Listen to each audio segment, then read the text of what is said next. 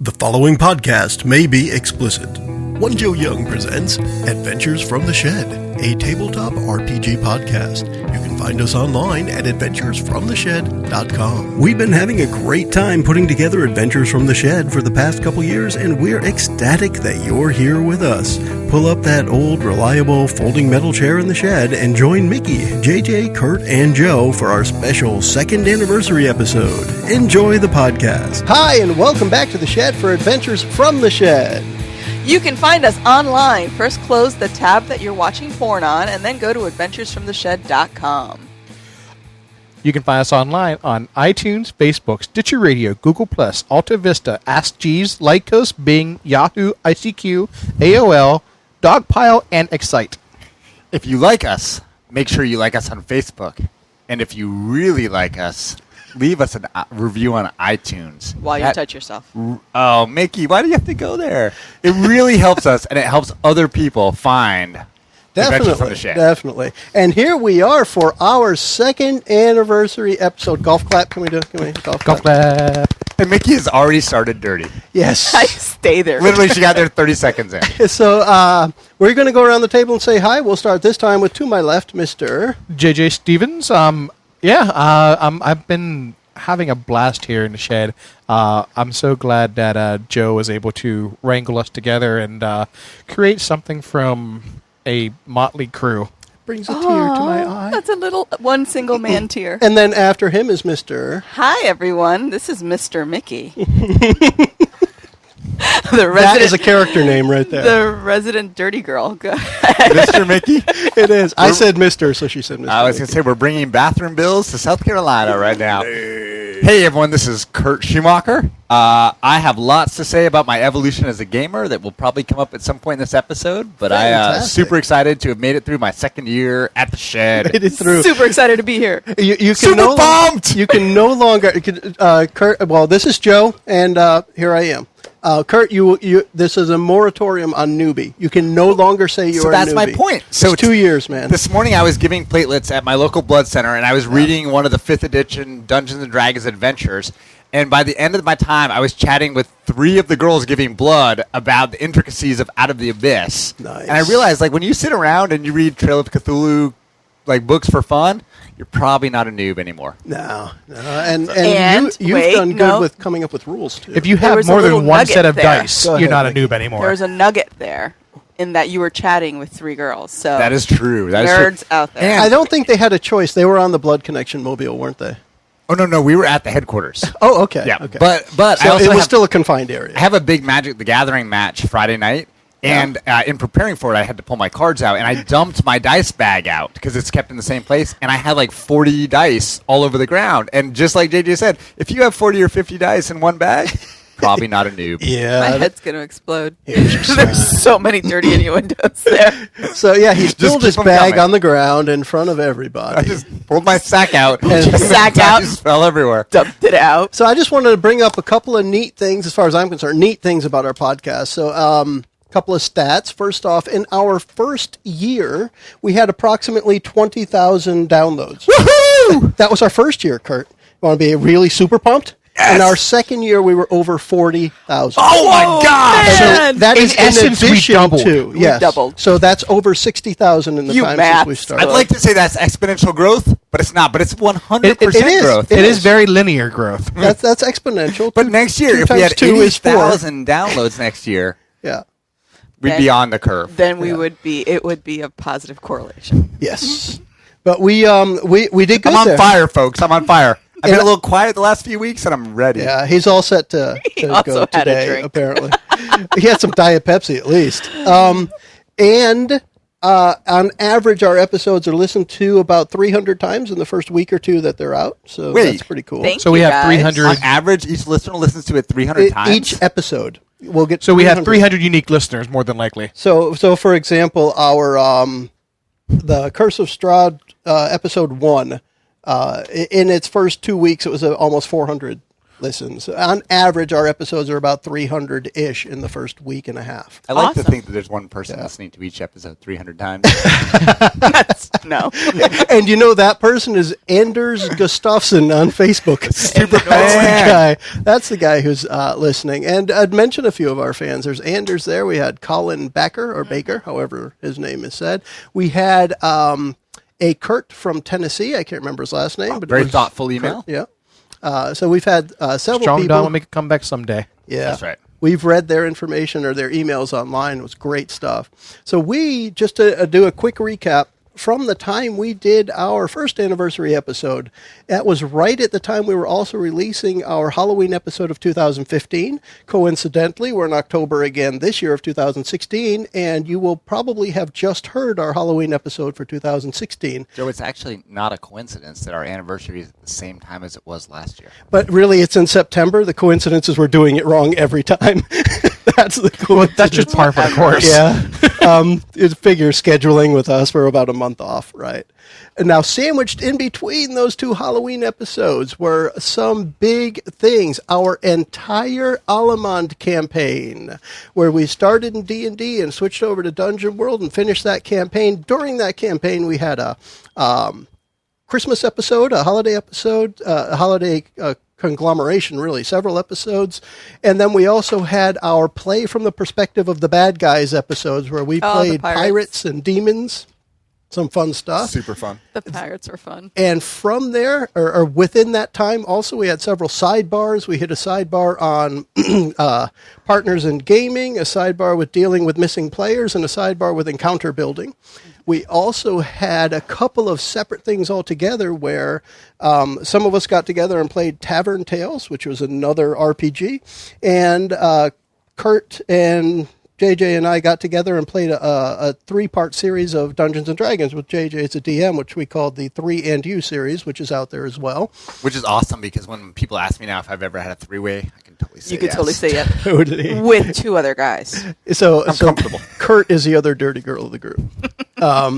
And in addition to that, we also had the beginning of our Strahd campaign. We did our Death House intro to that, and then led into Strahd, which we are currently in the middle of. And that will be picking up as part of this stream. So, hey, guys, let's start talking about it. Alamond campaign. Who remembers how it started? Kurt has notes, so he remembers. There were spiders in a basement. There were. We were in There were. the basement of Timmy's Tins, and there were giant spiders. Now, that was where one of our recurring guests came in, Kevin. Yeah, Red shirt Kevin. Red shirt Kevin. Does anyone remember his character? Not Kurt. Oh, Havoc. come on. Am I not going to be able to Havoc, talk right? just because I prepared? Havoc. Havoc. But I also get to cheat because he's played that character before, so. That helps, yeah. So who remembers any bit about that? First off, what were our character names? I'm going to ask Kurt to name every character except his own. Mickie played Nessalus. Yeah. JJ played Calamite. And Britt played a character whose name changed constantly, but I think it was actually Elena. Elena, yep. Spelled with an A. JJ, what was Kurt's character's name? Truk. And that was Yes. something, that was my device. That And was my design. the reason why I asked you to do that, because we had our game from scratch where your character's name was backwards, just like Truk was backwards for Kurt. Correct. But like I remember that first episode was where I kind of established myself as the paladin of commerce by charging the baker to heal their kids Yeah. of the spider's poison. You guys could pay me for this. So we were in that basement fighting the spiders, and I remember that was our spot. I think that was the first time that Elena was knocked to 0 hit points. Yeah, I mean, the thing is, Yeah. in 5th edition, level 1 is super squishy. Yeah. And we started that in D&D, Yep. 5th edition rules, and like 1, and then even to a lesser degree 2, you're really squishy. She got wailed on. She did. I remember it was a recurring thing that she mentioned later. Each time she was coming back to consciousness, like you were flying over her, the monk was flying over her at the time that she was coming back from the brink of death. So we had that. We had the giant spiders in the basement, helped out the baker, and then Havoc, Kevin's character, led the party to the mysterious stranger. Do you guys remember that? The tent. I'm trying to remember. It was an undead dude. The It was a necromancer. white. It was It had a to be white. a white, yeah. Technically, it was a white. Yep. And you guys, at that point, you lost your Havoc. Havoc was destroyed. That was the official red shirting of Kevin the first time. Havoc broke free. Yeah, he was fun, though. It was good to have him. Yeah, it was very good. And he has joined us a couple of times since. He was there for Death House, and he has he joined us for our Halloween episode. Our which Halloween just episode, aired. yeah. Yep. I didn't realize he played Death House. That's awesome. He provides a nice counterpoint in his play style. He's very methodical, so. Yeah. Now, one of the things I appreciated coming back from Havoc's demise was I asked everybody in the group to write what they did after that death. And people came in with some notes that they did. There was JJ, do you remember what Calamity did? I know who. What? Calamity. Calamity, he did the old Greek thing where he put some coins on the eyes so that Havoc could make his way to the afterlife, and I'm trying to remember. I had a really big ceremony. Yeah, I did a really big write up on it, and I don't remember anything now. Other than that, It was only a year ago. Come on. Actually, technically about a year and a month now. yeah. Mickie, do you remember what Nessalus did at that time? I think Is that the boyfriend? It may have been one of the early introductions to the diary, but I'm not sure. I think that was the intro That to was the the diary. There intro was to an the diary. I entry. remember writing that. One thing I remember was she blasted away all the remains of the skeletons and whites out of anger because Havoc had been lost. Because Havoc died. I think Truk just kind of hung out. Juke was very chill for a Just while. chill, definitely chill.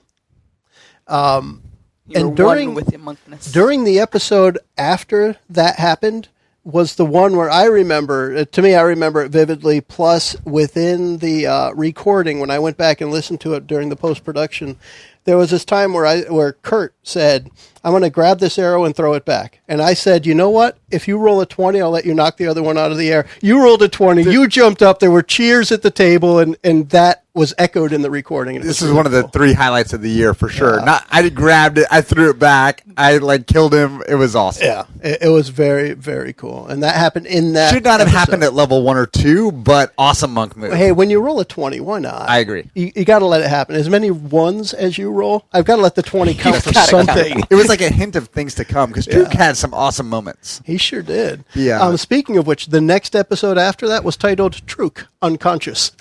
Yes. Therefore, Yes. yeah. I might have been absent for 1 or 2 of these episodes. Yeah. And turned to stone. You were. Yeah, Just, yeah. So that was when we were heading to Truk's hometown of Tijon. Remember that? What Yeah. happened at the town?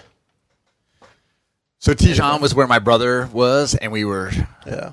concerned about They were rounding up kids and kidnapping exactly. them. So we headed back there, and at some point I got turned to stone. By Medusa. by During Medusa. the battle in Tijon, Truk becomes petrified by a Medusa. Yeah. I'll actually turn this way if you Oh, there you go. care to watch what Stop I'm cheating reviewing. over there. That's not cheating. This is just the stuff, you know? So I have my notes here. For those listening, I have my notes here. If you listen to the beginning and ending of the episodes, those are what I call the podcast voiceover. And I keep these documented, and that's what I have open at the table right now so people can see those little blurbs I put at the beginning and end of episodes. It's the only way we're going to remember what the hell we did a year ago. So that happened there. Shortly after is when I think we started hearing about the diary, because the title of the next episode was Dear Diary. Therefore, Nessalus must have had a part in there somewhere. Yeah, she was going through her fatal attraction phase and broke a piece off of Truk's petrified body. Do you remember that? Yeah, well, she had to. Well, Chip piece? off the old Truk. a chip off the old Truk. And JJ, do you remember when they borrowed the animals and supplies? What did they build? They built a travois. Which is almost a running joke now. Well, it's more of a dragging joke, but no, I'm sorry. You I'm went not, there. Bill. I'm not sorry at all. And that was the first time we dealt with the bone naga, which it did come back, I think, more than once. Oh, yeah. And during the night then, I believe Calamity turned was into- also turned to stone. No, he did. Yes, Calamity was turned Calamity to was stone. stoned. And Nessalus and Elena did a little... It was Stone? not edibles. Nessalus and Elena did some stone-on-stone Tetris Yes, we action did. there, I believe. Yeah. You guys were, asked It's about. lucky I built the travois first. Yeah. And Mickie the entire time was trying to put Calamity into dirty positions, I remember. It was ass I to do mouth. remember. Yeah. Just trying to make the centipede. That's nice. And then I have a note there that Kurt joins us in the next episode. So that was when Kurt was indeed out. Conveniently, his character was. I'd like to also think I was turned to missed. stone. Yeah, Back then. you would. Considering I actually put in there that you were back, it kind of makes sense. Yeah. And at that point, this is where we did the monastery montage. This is where the boyfriend thing happened in the diary, I think. Yes. So we had, I think I want to say it was 6 or 8 weeks, I said, had passed during a siege on the monastery, and asked, again, each player to come up with, what did your character do? I use this kind of as a gateway for us to jump a few levels to get cooler in D&D terms. I want to say we hit level 4. It's either 4 or 7. Four The was next the jump was milestone. like 7 or something, right? This is fun. Yeah, we did. Yeah. We got to cool imagine what happened during the battle, and Yeah. we were supposed to imagine something heroic that our character did. Do you I think. remember what Troop did? Yeah, I mean, I don't remember exactly, but I remember there was a point where he The basically sword. jumps off of the edge of the monastery, The throwing fire. alchemist fire at, and it, like, I have a very visual picture in my mind of that I also scene. remember you grabbing your Yeah. sensei's sword and Without getting his slapped. permission. Exactly, Yeah. exactly. And So, getting. Is that where we met Michaela? Michaela That was whore. definitely- Yeah. That whore. Yeah. So, How many times did you have sex with her? I never. I was just focused on So praying. like 20 then. It was tantric every time. He was saving it. So What did, do you remember what Calamity did during that time? Unfortunately, absolutely not. I'm trying to remember right You know, now, and I'm not sure. For just as an Calamity. aside, because like we can summarize, but like it's funny when you do a campaign. There are moments, I think, for a player, there are particular moments that you remember, and like for me, that one of the battle and coming down, throwing the alchemist fire, and landing and with the sword, like that's an image that I still remember vividly, even though there are entire episodes of that campaign I can't remember. Yep. So I remember that. I remember a scene we'll get to, I'm sure, with the pirates when I'm flying and I come down. And it's funny how when you look at it, like 6 months of a campaign, there are like 3 or 4 moments that are particularly vivid, and they may be totally different from me, from what JJ remembers and Mickie remembers. But between all of us, we got the whole campaign covered. Like I remember, It's a I know what beautiful Nestless did. Nestless had just learned Bewitching Pattern or something, and she was casting that like nonstop. Wasn't it Yes. Dominate? Dominate, No, yeah. Dominate was later. Was That it? one I had learned, and I actually cast it on Elena and messed her up pretty bad. Yeah, and Elena got really excited when you cast that on her. Yeah. And I remember here, just because I'm reading the notes, that Nestless had started getting ominous warnings from her diary at that time. That's too. right. The diary was talking back. And that's where the campaign shifted the focus towards Nestless, and all the next episodes during that time start with the character The name. naive Nessalus. And I will say here, since the game master won't say it, I don't know. Do you want to just go through episode, or can we talk about the campaign generally? Oh, we can talk about Let's talk anything about the we want. campaign. I'm just going through it this way to jog our So memory. in hindsight, I really, really liked the Alamon campaign. Yeah. Probably more in hindsight even than when I was playing it. And I really liked the way that you shifted the structure from the first part. We had, I don't know if it was 3 or 6 episodes that kind of focused on Truk, and then we focused on Nessalus, and we focused on Calamite. And so everyone had their focus and their time to be kind of be the star. But you were never lost when you weren't the star. And if you look at that campaign as a whole, over the course of it, like we did a lot of really varied stuff, which I guess we'll get to if we go through kind of episode by episode. But in hindsight, like I think it was a really, really, really fun campaign. Cool. And Yeah. even though we totally shifted rule sets, and we can probably talk about Yeah. D&D versus Dungeon World and all that, like Sure. I think when I think back to actually shed campaigns that I remember, this will be one of the ones that I really enjoyed. Yeah. I think Cool. that, Good think to we hear. just talked about that in one of our how to be a DM things, where you shine, you give one character a Yeah. spotlight for a certain amount of time, Yeah. and you just keep rotating it that way. That way everyone's part. And it's actually good because it's great to be the center of the attention. Like when Truk had the center of attention, that's great. It's also nice to know I got a week or two, I can just kind of sit back and be Yeah. the supporting character. That's Both a of good those thing, are yeah. great. And I think when I think about like planning a home game or whatever, I really like that structure a lot. And to Cool. kind of jump a little bit there with Strahd, I feel like Strahd and the campaign is more always in the spotlight, and you guys are just kind of playing the Playing part. along. So when you're running a pre-generated campaign, that spotlight is harder to shine on the characters. Definitely. I agree with that. I think that was one thing, and I know we're jumping way back now, but one thing I really liked about the starter set the starter set didn't really shine a light on the game. The starter set was really on the characters. It's still really well done thing, and that's going back 2 years for us. Mm-hmm. Cool stuff. Yeah, so I'll go back to this, but we can break off anytime. I just wanted to go through it sequentially for the memory aspect of it. But so we had Nessalus talking about her own past, and learning about her dad. Learning about Dad. And that's where she learned what she really was. Like, she had no idea. What? I'm a demon. I'm a What? demon? Say what? The fuck? Hello, mirror. Right. My mom always said I was pretty. And then we did the whole pirate thing. So we went across the ocean. That's where you flew. Yes. For me, pirate was a fun.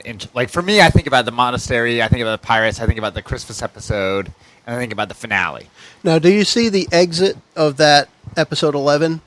Where I liked it. It was clever planning and impeccable execution. So exactly. it just worked out really well. This is what we're going to do. And it sounded, as usual, like batshit crazy stuff. Right. And it just worked out very well. Right. I think that's also where the party realized that Calamte is a little bit more out for himself and out for the money. Yeah, Mr. Playing both sides. Yeah, at some point, I think when we shifted to Dungeon World, one of my bonds was something like, I can't remember how it was worded, but it was basically, I'll make Calamity see the world like I see it. So be more selfless and see the error of his ways. And that bond was never fulfilled. Not quite, no. Well, you guys were stuck in a crevasse. Well, no. Right. Yeah, you bought his way out of it. He bought his way out. Yeah. Now, do you remember, you said you've got fond memories of that pirate scene. Do you remember what the sequence was that got Truk over there? It got Truk. So from the boat you were on to the pirate ship. Oh, I mean, there was flying because and it was a group coming effort. Down behind the captain. And there was, I cast invisibility. You had like little flying shoes or something. Right, I was an invisible flying boot monk who dropped down behind with stealth and wailed the heck out of whoever I wanted to wail the heck out of. Cool stuff. Yeah, no, that was awesome. That was really awesome. And at this point, we're still relatively low level, so it would only work because of the teamwork, right? Like I couldn't do that myself. At this level, we were 7. We were level 7. Right. Yeah, I think 7 sounds right. But it was only because of Nestlus's invisibility that worked. Mm-hmm. Mm-hmm. Otherwise, you just would have been a flying monk that they could have thrown arrows They would at. be like, "Who's that random Asian-looking dude up there?" Why it gotta be Asian? Why it gotta be Asian looking, not Asian. Asian looking. Yeah. Yeah. And then we arrived at Wint for the first time, the port city of Wint, which is the main city of the adventure, a place where we could go back to. Yeah, it was definitely the hub of our travels. It was home to the Sea Spirits Tavern with its fine wenches and lasses who worked the bar. Oh, the seawater bidet. Yes. Exactly. Truk's I favorite really room. did like that a lot. Why don't we have bidets in America? You can buy them. You just don't have them automatically. Reading the notes here, I remember now Captain Jones's credit coin. Yep. That idea came kind of out of nowhere, and it just worked. It was awesome. We had no idea how much money was on it. And Joe basically said, you can spend it until you can't. Exactly. It's like a credit card. He's like, when you try to buy a +3 sword, it won't work. It won't work. But that was it was one of those episodes where we did shopping. And we hadn't really shopped on air before. And I will go out on a limb and say it wasn't all that exciting, but it was a neat thing to do. It was part of the nitty-gritty that is campaigning. Part of the grind. Yeah. Can I find a boot that does this and a shuriken that does that? And And I was totally looking for this season's triple-button, double-breasted fine monk suit. Where the buttons were all shuriken in disguise. Yeah, but it turns out that didn't really exist in Wint, so I just had to settle for you some stayed shirtless. shirtless, yeah. Exactly. That sounds about right. Then we found the library. Nessalus found the book because we were starting to do research on Dantalion and that stuff. Also, the Arcus Arcanum, I think, showed up the first time there. Arcus Arcanum. Oh, that wizard that Nessalus didn't get along with. The rude guy. Yes. She hacked into the ley line. Yeah, he locked you out of his office. Well, he was dealing with the Paladin of Commerce. The only respectable member of the party. Yeah. Isn't that the episode or around there where Nessalus figured out how to do kind of like a long distance? Oh, the tweet. The tweet. That comes up. Well, actually, let's go to that. I think, maybe it wasn't right away. Well, the Arcus Arcanum it was much later. Okay. It was a lot of info because that's where we started to find out about the Crimson Order. Yeah. which led to our holiday episode. Yes. And that's what I was going to say. The next one is the holiday episode. Oh, yes. Awesome. The title of which came from Mickie, as many of our funny titles do. How cute. Light 'em on on fire. Happy holidays. Oh, the little reindeer. Yes, I remember that a bit, not only because we had the gingerbread house thing on the table, but when we got to the first room of the dungeon, it was go in and kill it. What? They're not fighting back? Well, let's kill another one just to be sure. Cut off Rudolph's face, I think it was. Killed Rudolph. Yeah, that was And a then tricky back one. up and, okay, I guess we can just move on. Yeah, I mean it's a classic murder neat. hobo scenario. Because I was Exactly. like, I know, I feel really bad about what we're doing. But- And as usual, I wanted to talk, and everybody Yeah. else wanted to kill. Yeah, But you're really torn. Like, it's an elf sweatshop. Do we really have to kill the elves? Zombie elf. Well, the elves You were shoot zombies. first. I know that's always Ask your questions. argument. They're zombie elves, but maybe they just want to be let free. Maybe they have feelings, zombie feelings. But Zombie they have feelings. Right. So, That's That awesome. zombie you spare today will eat your brain tomorrow. correct. And I used the episode not just as a way to have some fun, but to link the Alamand world by taking a guy from the Crimson Order, the insane wizard, giving him a book that you could read and get some more information. So that actually got us, I think, towards learning more about the Wild Walker, the Druid, that guy as well. So they were friends. I used that to link some more things in the Druganah. background. Druganah. Yes. And that's where we switched. We went into the... Yeah. And as an aside, I will say, super fun. Maybe not true Dungeons and Dragons multi-classing, but for me, at that point, I was a little bored with the monk, and so to be Yeah. able to start bringing in some druid stuff added new life for me. to I my think character. that happens in a couple of more episodes because we have a couple of more D&D ones, and then we switched over. So we had Nessalus Shadow Demons and Wobbly Bits. Oh, the wobbly bit. The Wobbly Bits. Mr. couldn't don his armor in time because he had doffed it previously. I docked it, man. You can't sleep in donned armor. You are not here in the shed, but I swear to God, if you see him doff his armor and don it enough times, it's just more than you can handle. It's great stuff. It's a sexy, sexy sight. Yeah. So we had, it was We a should fight do a with some video, Shadow a Demons. Facebook Live of JJ doffing and donning his armor. That would be NSFW. Be NSFL. All. No, life. oh, for Not life? safe for life.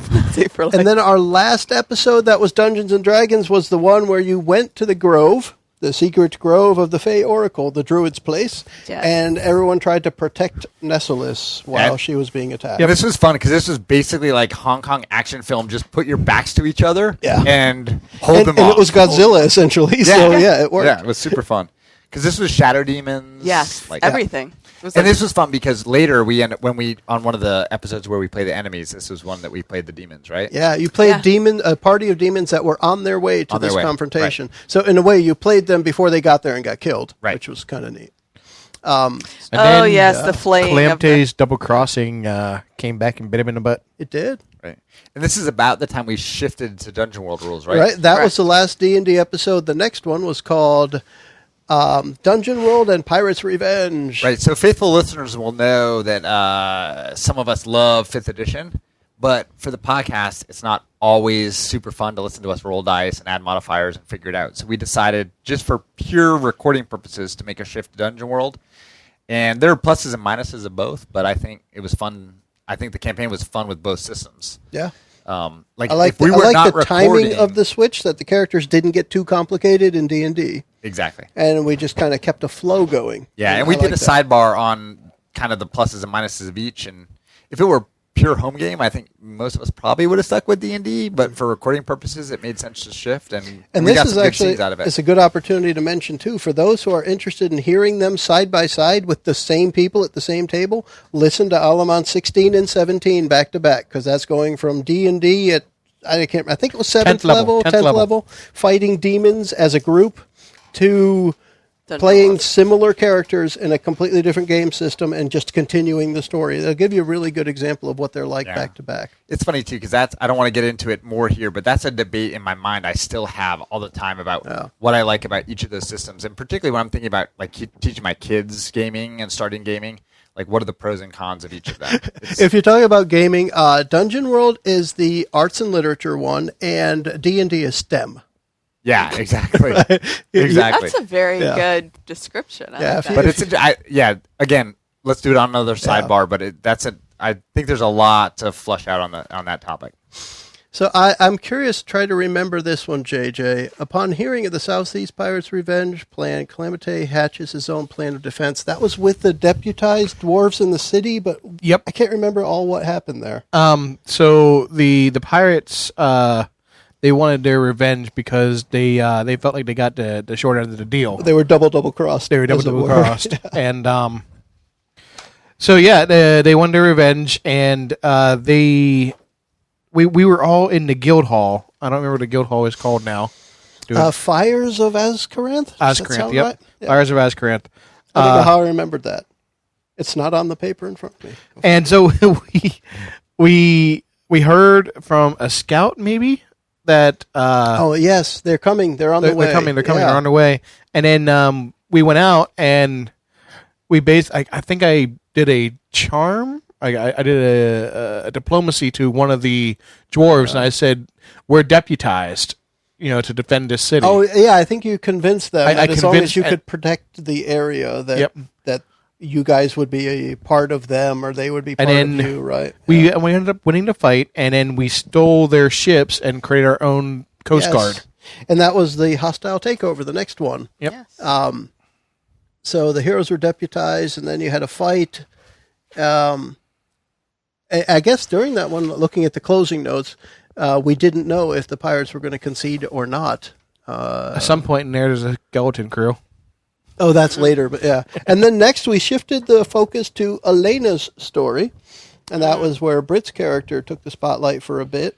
And we had our another guest. special guest, Chris. This was that episode we recorded in the garage, the one where JJ and Mickie brought me a condolence card for the loss of my equipment, which I have the envelope for, but I'm not sure where the card is right now. Hashtag sorry. Yes, I had the loss of a piece of electronic equipment, and I had to reschedule and all this. It was a mess. And we had snow, like 4 inches of snow in South Carolina, so I tried to relocate to the garage, et cetera, et cetera. So then we did end up recording in the garage. Chris joined us. Neither snow, nor rain, nor sleet, nor hail. Yeah, Can stop the adventures in the shed.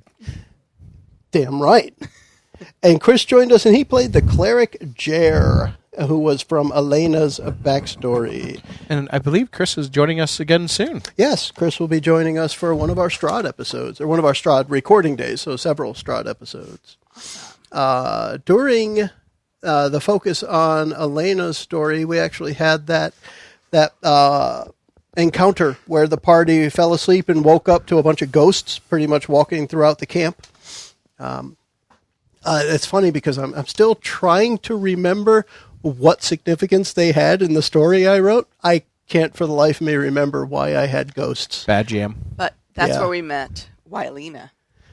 Wylena was part of that part of the crew at that time. I think she Yep. went with you. Yes, because as part of the shopping, when you got bored, I think you said, "Can I just buy a bard or something?" I can't remember. I wanted a companion. There you she go. was very, very cute. Yeah, She served her purpose well. she served more than her purpose. No, I think the ghosts were just a plot hook to get us to go to where the blacksmith was. Well, there was more. What I'm struggling with is where I was bringing them back into the story. They were going to be the people from that town that she had visited, the blacksmith one. But I can't remember how I was going to bring them back into the story after, because they were supposed to be there again. Okay. I just can't remember what I was going to do with them. Bad DM It's a thing. year ago. Yeah. I don't think And I Elena was the remembered then. last living member of the Order of the Light. That's Yes. correct. So- Yep. It would make sense that she had ghosts in her past.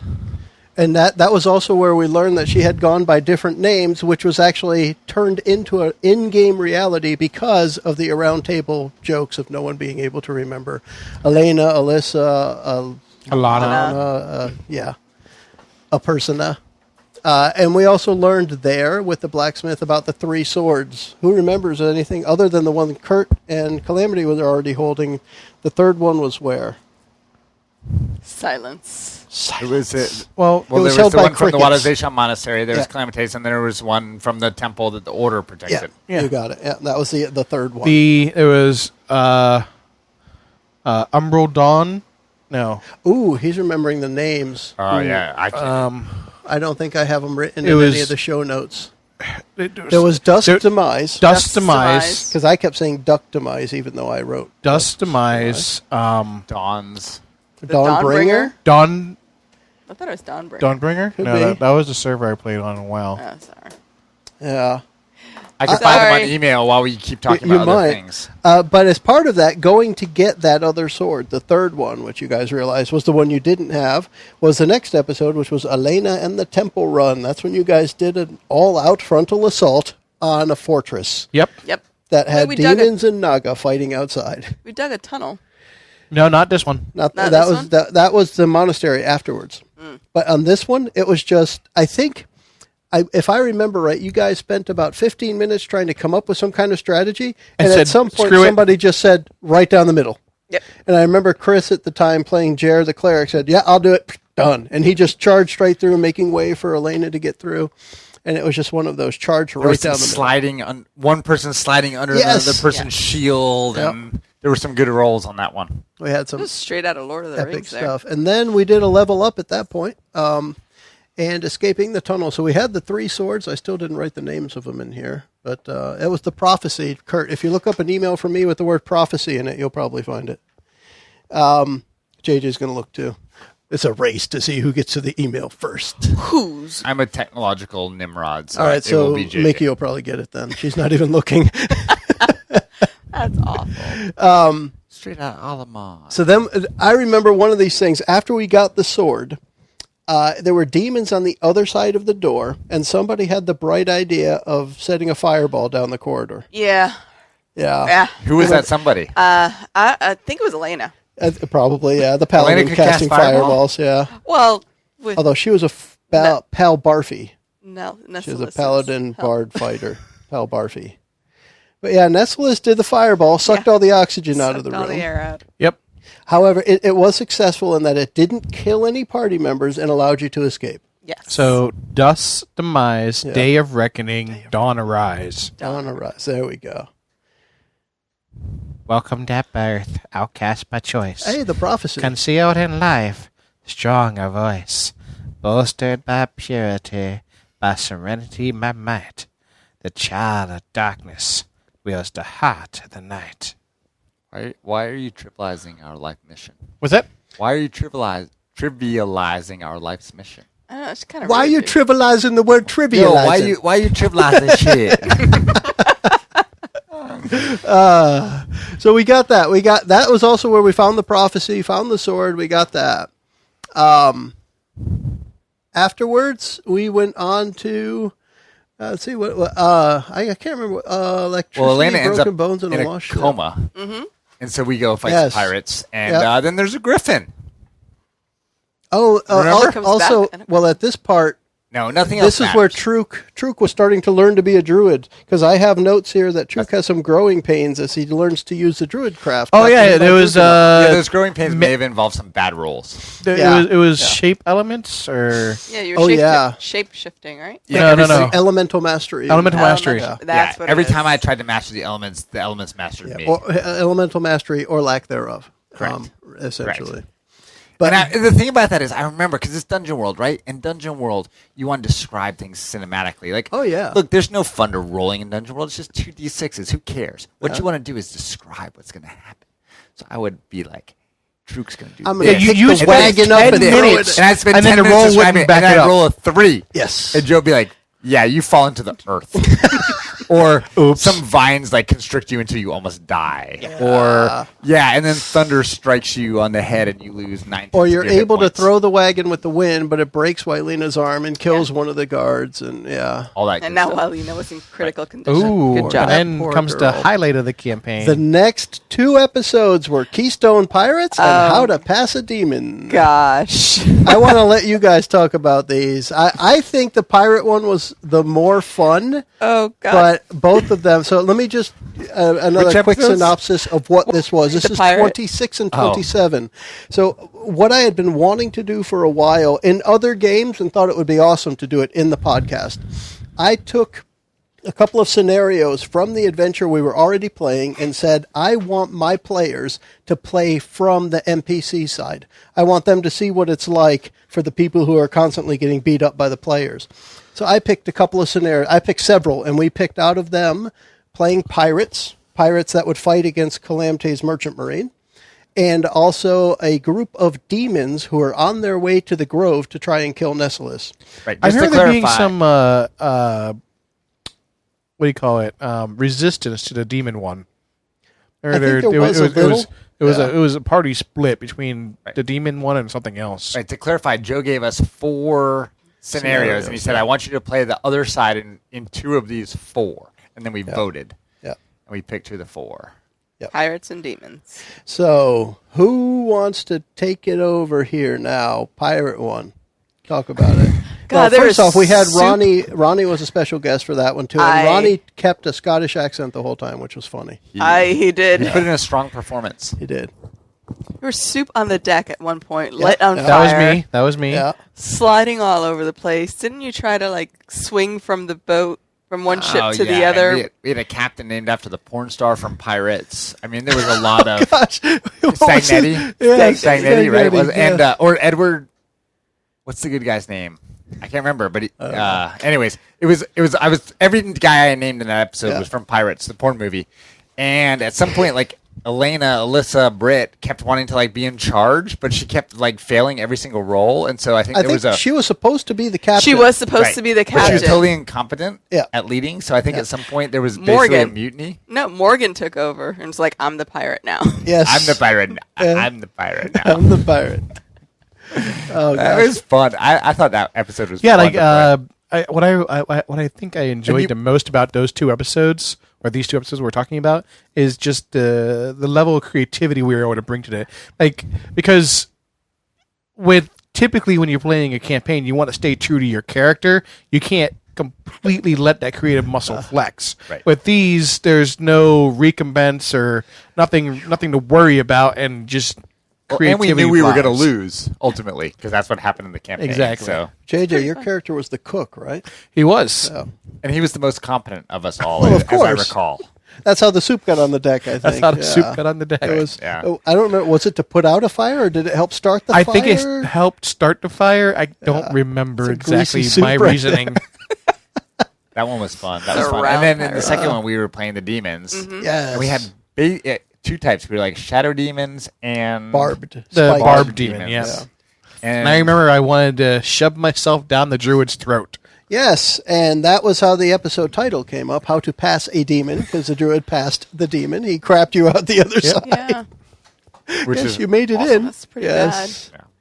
Those were fun. They were nice interlude too because we've been playing Alamon for a long time at that point, and I felt like the holiday episode was kind of a good break, and then this was a good break. It's not that you get bored, but it's always good to just kind of mix things up a little bit, and the timing on this was pretty good, I thought.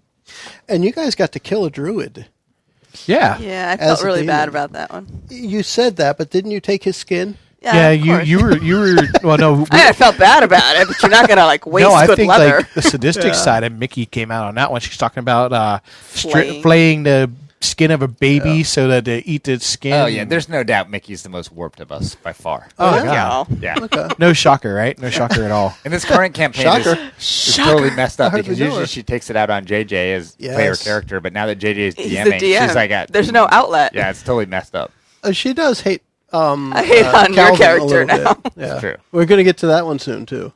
So those 2 episodes went by, and then what Mickie was mentioning earlier, Alamon's first The tweet. first tweet, the ritual. Do you remember how that Out and worked touch out? somebody. Yeah, Do you remember who you were sending the message to? Who Nessalus was sending it to? the monastery, Yeah, to the sensei. the sensei at the And Wado Seishan Monastery. I remember because I'm reading through the wizard ritual thing, and there's one of these criteria, and it's something like they get a lesser version of, and you wanted to send a long message, so I said, no, you're limited to 140 characters, and it ended up being Alamon's first tweet because of that. And I if I remember it, you were writing it out on a piece of paper to make sure you had the right amount.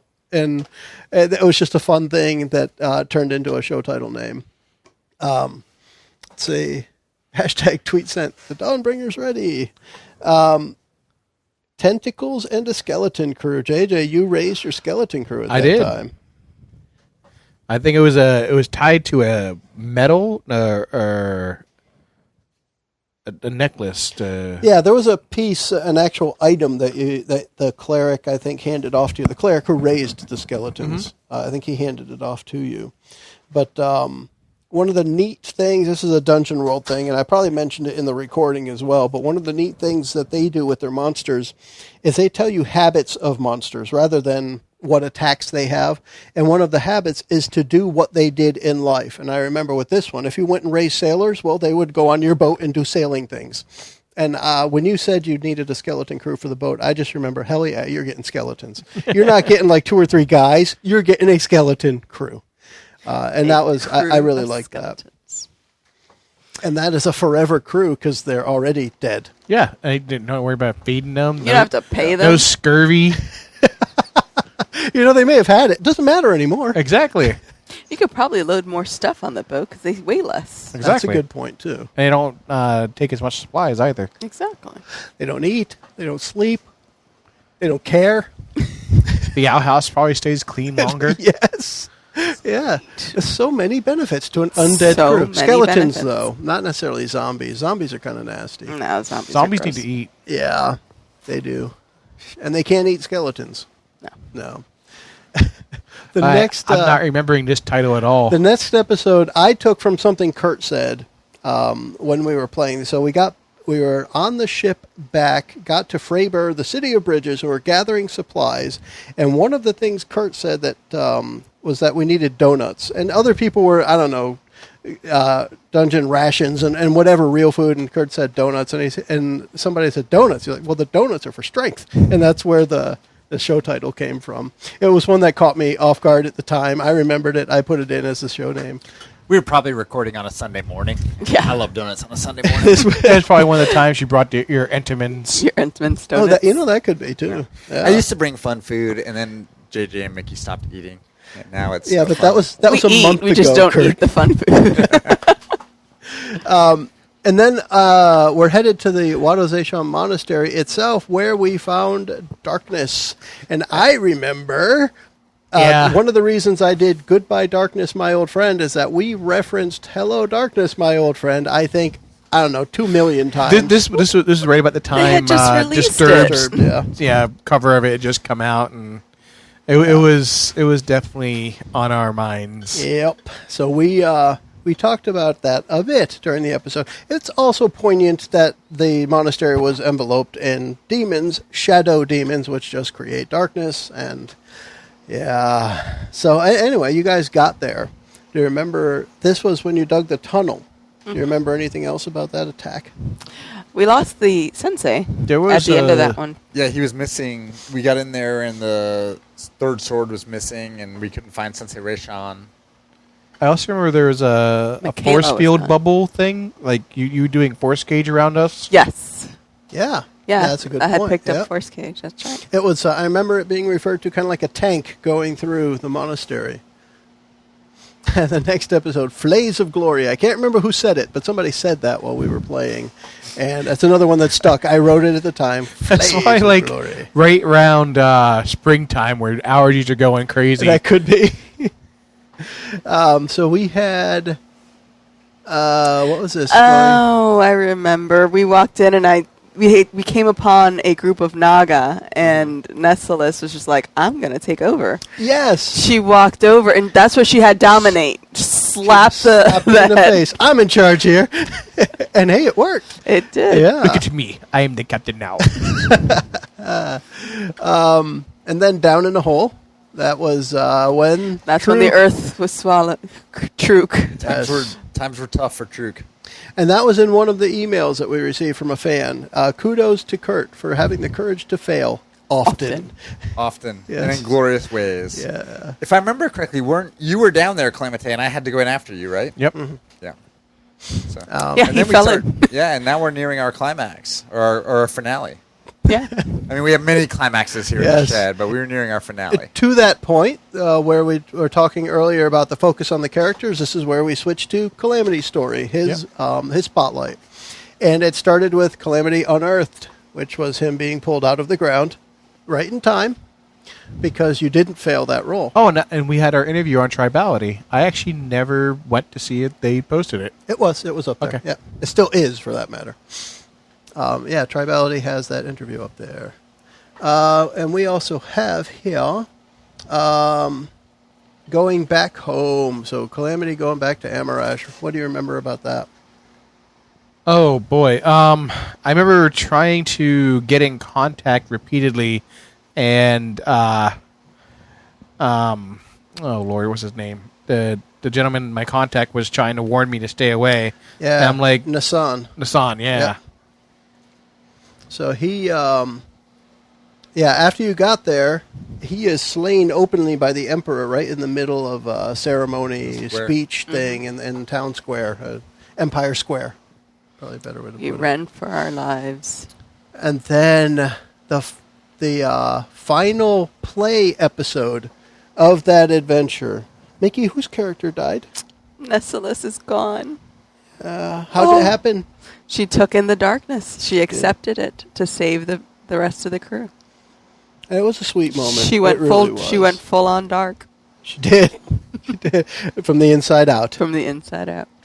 And the different characters did different things to remember her by. There was I wouldn't call it a headstone. It was more of a monument. It was a monument. It was a statue Yeah. to her grandeur. Yeah. Oh, Nessalus. Her song will be sung for years to For come years. by Wylena. Wylena Yeah. wrote Wylena the Bard. And then Calamity goes on to become the Emperor. Woohoo! Yeah. Piece of candy.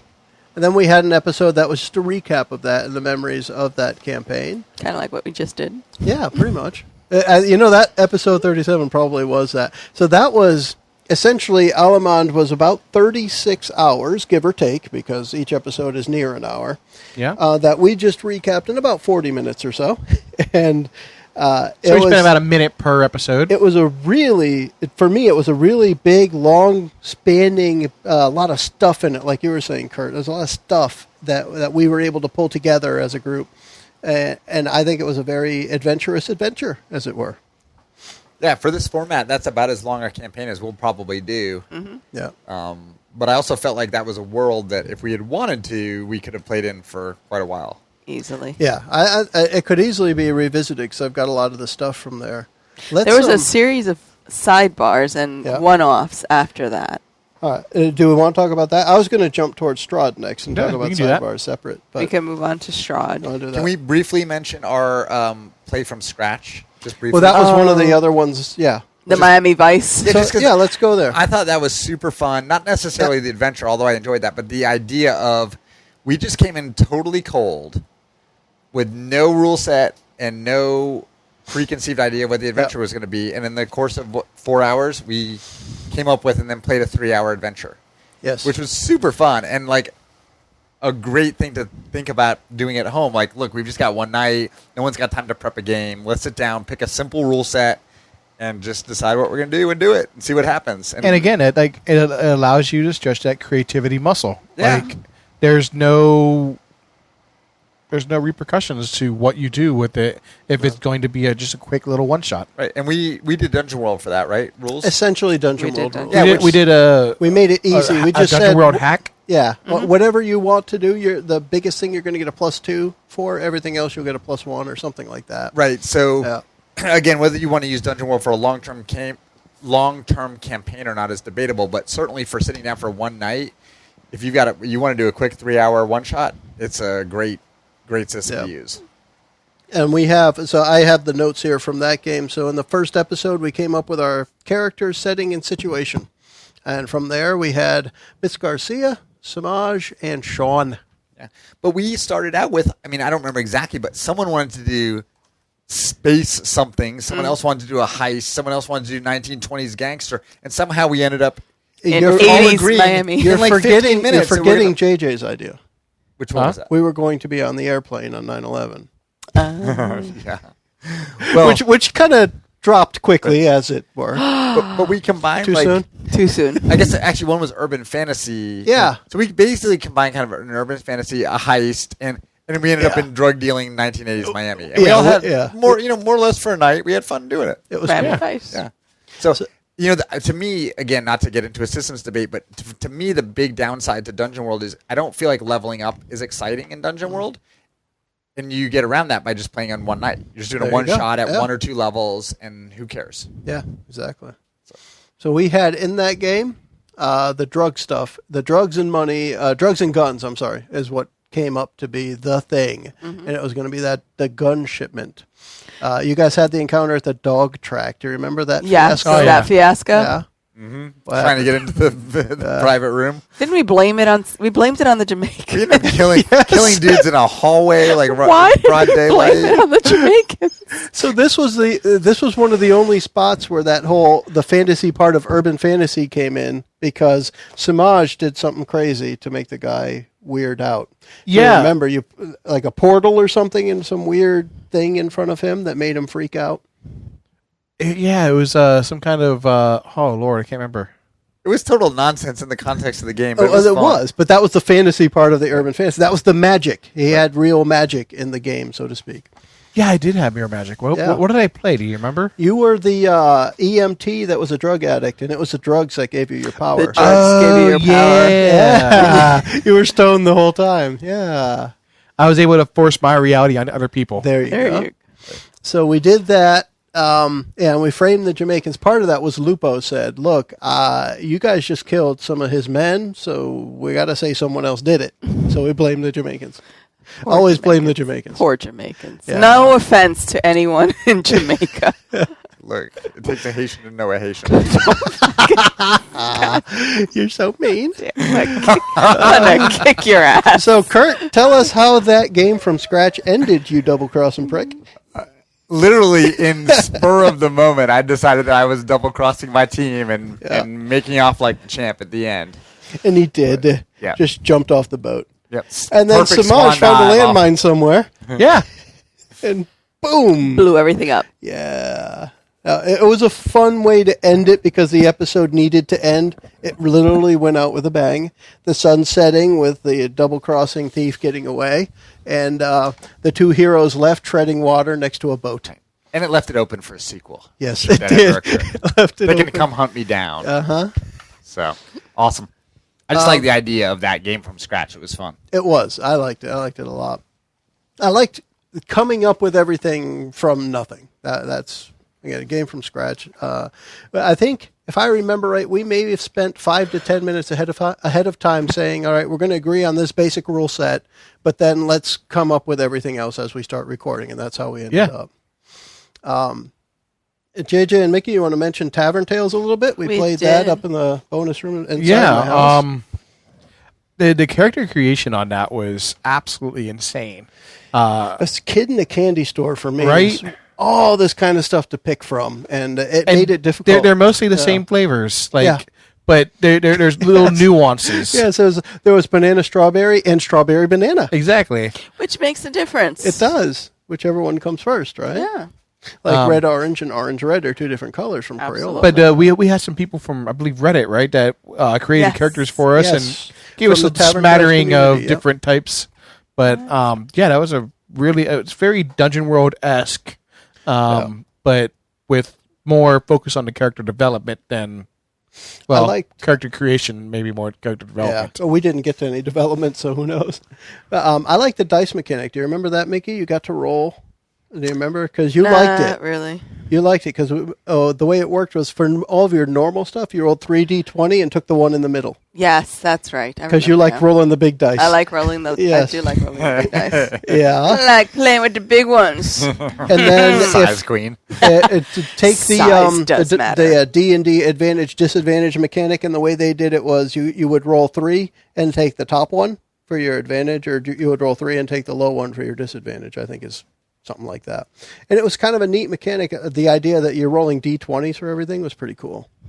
And we had I wasn't here for this one, so You just weren't. remind me, was this a Kickstarter game or? It was a Kickstarter one that they asked us to run. So we had a short adventure there where our three heroes, which were played by JJ, Mickie, and Bridget, The three heroes had to go figure out why a dragon was attacking the town. Found out that a dragon egg had been captured. I think they had to return the dragon egg. Yes. Because somebody broke one and killed the baby dragon that was Yes. inside, which was a bad thing. Not Very our bad heroes thing. didn't do it. Bad guys did it. Now, so was they it I that tamed the dragon?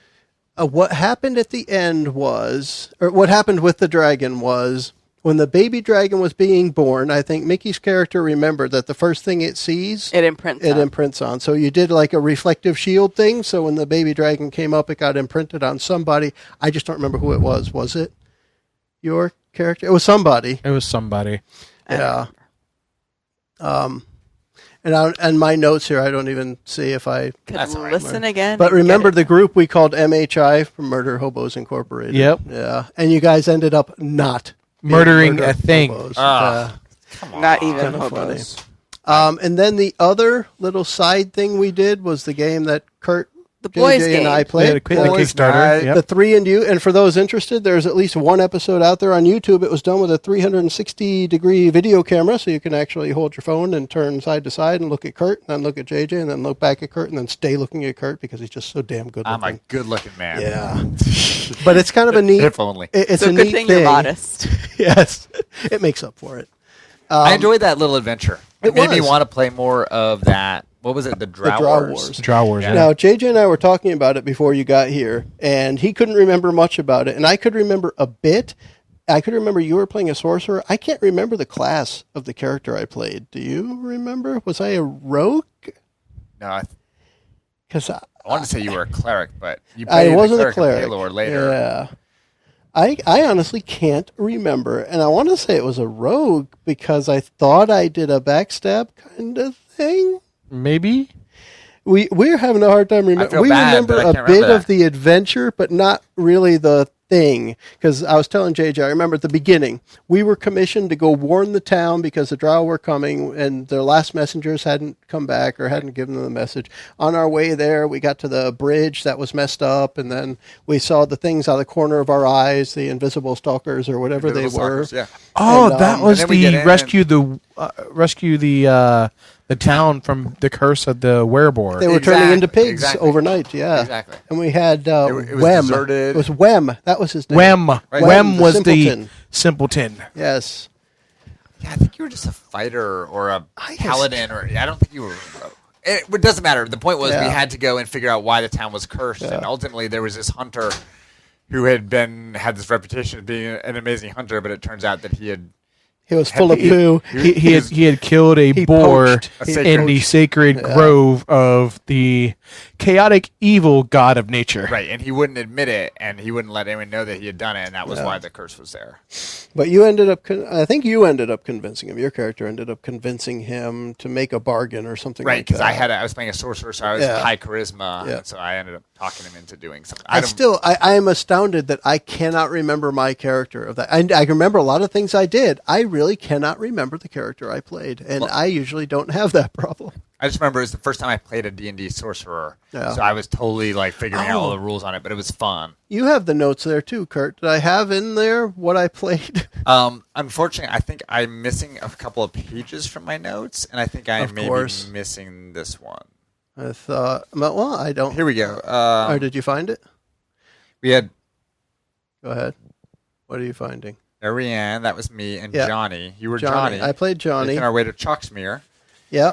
but it does not have our classes. Oh, great. So we suck. Oh, here it is. Yeah. I found Arian and Johnny solved the mystery at Chalksmere. I keep all of my, Garstag was the bad guy. right, I keep all of my character sheets on my computer, but I don't keep Yeah. yours. So, Go figure. alas. But anyway, I like that one. I like that play. It was really, it wasn't the game from scratch per se, but it was the three of us getting together. We had some characters and we just played the game for a few hours. Yep. Well, And and I it liked shows that it as you don't that have to have the example. perfect And I DM and I plus party created of like a four. little Yeah. mini adventure within this a much larger adventure. Yeah. Right. Right. So let's from there, let's head towards Estrad by talking a little bit about Death House. Now, Kurt, you weren't here for that one. I was not, which bums me out because I've read about it and it sounds awesome. Yeah. But JJ and Mickie and I and Red Shirt Kevin joined us for Death House. And we got Death House in what, three episodes. 3 episodes. Can't believe you made it 3 episodes without dying. We did, well, because of podcast, right? Because of we podcast. rushed it. We wanted to get through some of the stuff. Mickie, we're just starting to talk about Death House, and that was the one where you and JJ and Kevin and I played that pre-adventure. And some of that, I remember, I enjoyed playing the boisterous Art the Paladin. Oh, that guy. Yes. Just kick through the door like I own the place. I liked Art. Art was fun. Art was fun. And we had, who else did we have there? Jenny and Ooh. Ooh, yes. Otto Othello Octavius, something like that, Yep. was Kevin's character's name. And I just called him Ooh because it was O-O-O. Ooh. Showed him Turn on your my microphone. face. Oh. And How's that? Jenny. There we go. Yeah, we had Jenny. Jenny. So, JJ, tell us about how the beginning of that went, because I'm trying to remember how we got into the Death House. So there's, we kind of bootlegged you in there, and there's some kids standing in the alleyway, and they're like, creepy kids. I yeah, remember. they're like, we keep hearing screams coming from the basement. Our I'll mommy protect and your daddy-" children. Exactly. Boom. In you go. Stuck in the house. Yeah. Now we have to find our way out. And I believe that it was the paladin that found the wand of polymorph later in the adventure, yes, right? that's a good point. Yeah, the paladin got the one with a frog. Had a frog on it. Yep. Yeah, you licked the frog. Yes, I love frogs. There was frog licking involved.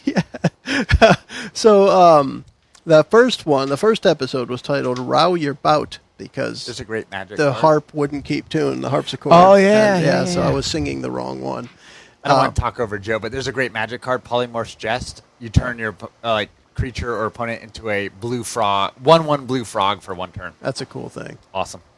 So You're such a nerd. in the next Who knew that this would happen? in the next episode, I remember Jenny got freaked out, and I titled the episode the thing that Mickie said when she was freaked out. Where's my doll? Where's my doll? And I liked it. I failed a save. It was a now. cool role play moment where it was we needed to do something to help people, and you were just like shelled. Where's my doll? So it worked out really well. I like that. So some of those things in Death House did. Oh, this was, spark the I remember spookiness. now, that was when Jenny got possessed. Yeah. She was That was afraid when of Jenny was everything. possessed, yeah. Yes. And then we finished it with episode 3, Frog, which was where after Art had gotten the wand. that wand. Well, yeah, because It was a shambling mound, wasn't it? it was a shambling mound, Yeah. and you had both a wand of lightning, and you discovered that heals it. That heals the shambling mound, so then you used the wand of polymorph. That's You tried to blast it first, and Oh, then yeah. So Try and kill it. I wasn't there, but Death House is a pretty darn lethal adventure for low-level characters. It Did is, you fudge it to keep them alive, or did they stay alive, or what happened? I fudged it a little bit to keep it within 3 episodes. I didn't want it going much longer than that. Would they have died like 30 minutes in if you hadn't fudged it? The lethality comes from trying to escape Death House, because And we were when- fine sitting there playing the piano and what have you. We didn't really care. the lethality comes from you faced a shambling mound, and you have a choice. The house either wants to sacrifice, or you fight your way out. So someone has to kill themselves on the altar, and the Death House lets you out for free, or you don't sacrifice somebody, and you have to fight the entire way out. And we fought choking clouds of stuff the whole Yep. way out, too. Yep. We had to make constitution But, rolls or saves just yep. to be able to breathe. To get And out. that was me adding a little bit of suspense to it. Yeah. But there should have been much more obstacles. But by that time, we had, I think, maybe 10, 15 minutes left. Yeah. And It was I'm warped because in time. my mind, the Death House is the Haunted Mansion from Disney World. Yeah. Just on crack. Yeek. And it's kind of scary. So, Yeah. So we did. I don't care about the time. We'll go until we're ready. Damn it. well, I was going to say, so that's a lead into Strahd, which is That where we are is. now. So we actually had a short episode. I want to talk a little bit. I want to leave time A to make sure we preview. talk about how awesome our whole year was, and we don't just recap. Yes. Well, I want to do that, and that's part of my lightning round after. Awesome. Too. Yeah. So we started Curse of Strahd. Curse of Strahd. And all of Curse of Strahd that we've done so far was in year 2.